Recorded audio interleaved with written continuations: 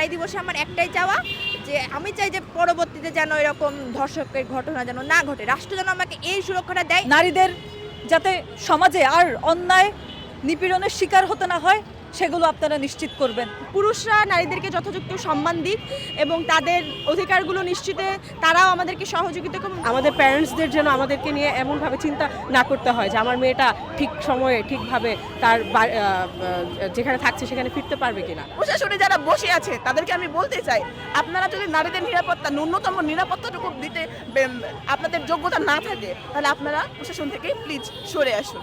রোজার সময়তে রাজুতে রোদে দাঁড়াই আছি কেন? আমাদের একটাই আজকে প্রতিপাদ্য যে আমরা বাংলাদেশের জন্য একটি সর্বোচ্চ সুরক্ষা, মানে নারীদের জন্য যে সর্বোচ্চ সুরক্ষা রাষ্ট্রের নিশ্চিত করা লাগে সেটা তারা করুক। আজকে আমরা এখানে জড়ো হয়ে স্বরাষ্ট্র মন্ত্রণালয়ে যে অভিমুখে যাত্রার যে আমরা কথা বলেছিলাম, এটার একটাই যে তারা দেখুক যে নারীরা আসলে কতটা হচ্ছে অনিরাপদ বাংলাদেশে। তো নারী দিবসে আমার একটাই চাওয়া যে আমি চাই যে পরবর্তীতে যেন এরকম ধর্ষকের ঘটনা যেন না ঘটে, রাষ্ট্র যেন আমাকে এই সুরক্ষাটা দেয়। আর ধর্ষকেরা মেন আমার নারী।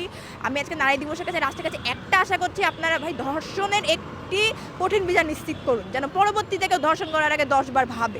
এখন নারীদের চাওয়া যে আপনারা যখন 5ই আগস্টের পরবর্তী সময়ে নতুন বাংলাদেশের কথা বলেন, নতুন বাংলাদেশ বিনির্মাণের কথা বলেন, রাষ্ট্র সংস্কারের কথা বলেন, ঠিক জুলাইয়ের মতোই আপনারা এখনও নারীদের উপস্থিতি নিশ্চিত করবেন, নারীদের নিরাপত্তা নিশ্চিত করবেন, নারীদের যাতে সমাজে আর অন্যায় নিপীড়নের শিকার হতে না হয় সেগুলো আপনারা নিশ্চিত করবেন।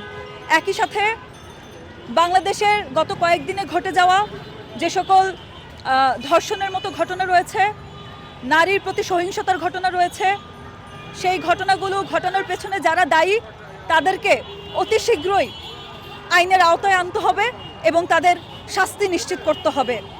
আমরা মনে করি যারা ধর্ষণের মতো জঘন্য অপরাধের সাথে যুক্ত তাদের শাস্তি একমাত্র ফাঁসি কিংবা মৃত্যুদণ্ডই হতে পারে। যখন পুরুষেরা পুরুষতান্ত্রিকতার মধ্যে ডুবে যাবে, নারীদের অধিকারের জন্য নারীদের নিজেদের নতুন করে রাস্তায় নামতে হবে, তখন সেটা আসলে নারী পুরুষের মধ্যে আলাদা একটা সৃষ্টি করবে। তো সেই জায়গা থেকে বলতে চাই যে পুরুষরা নারীদেরকে যথাযথ সম্মান দিক এবং তাদের অধিকারগুলো নিশ্চিতে তারাও আমাদেরকে সহযোগিতা করুন। নারীরা আমাদের অধিকার নিয়ে সচেতন থাকি, তাহলেই উভয়ের প্রচেষ্টায় একটা সুন্দর বাংলাদেশ হবে এবং সেখানে নারীরা সর্বোচ্চ নিরাপত্তা মধ্যে থাকবে এবং নারীদের অধিকারগুলো সংরক্ষিত থাকবে।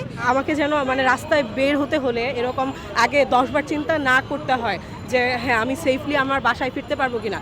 আমার প্যারেন্টস, আমি এবং আমার মতো যারা বাসার বাইরে থাকে, দূর থেকে এসেছে, ঢাকা বা অন্যান্য জায়গায় থাকছে, তাদের প্যারেন্টসদের কিন্তু 24/7 চিন্তা করতে হয় যে আমার মেয়েটা কেমন আছে।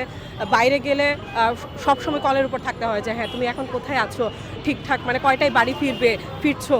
তো এই ধরনের আমাদের প্যারেন্টসদের জন্য যেন এই ধরনের মেন্টাল প্রেশারে যেন থাকতে না হয়। আমি চাই সামনের এই নারী দিবসগুলোতে যেন আমাদেরকে এইরকম ভাবে দাঁড়াতে না হয়, আমাদের প্যারেন্টসদের যেন আমাদেরকে নিয়ে এমনভাবে চিন্তা না করতে হয় যে আমার মেয়েটা ঠিক সময়ে ঠিকভাবে তার যেখানে থাকছে সেখানে ফিরতে পারবে কিনা। এই ঈদে জামা জুতো অ্যাক্সেসরিজের ডিসকাউন্ট। রাজনৈতিক ব্যক্তিবর্গ কিন্তু রাজনৈতিক দলগুলোর আমরা কিন্তু সদিচ্ছা দেখছি না। নারীদের এগিয়ে নিয়ে যাওয়ার ক্ষেত্রে তাদের যতটুকু কার্যকর ভূমিকার প্রয়োজন ছিল তা আমরা কোনোটাই কিন্তু লক্ষ্য করছি না। তো আমার মনে হয় তাদেরকেও এগিয়ে আসা উচিত, আর বাংলাদেশ থেকে যে বিচারহীনতার সংস্কৃতি সেটিও দূর হয়ে যাওয়া উচিত। আর প্রশাসনে যারা বসে আছে তাদেরকে আমি বলতে চাই, আপনারা যদি নারীদের নিরাপত্তা ন্যূনতম নিরাপত্তাটুকু দিতে আপনাদের যোগ্যতা না থাকে তাহলে আপনারা প্রশাসন থেকে প্লিজ সরে আসুন।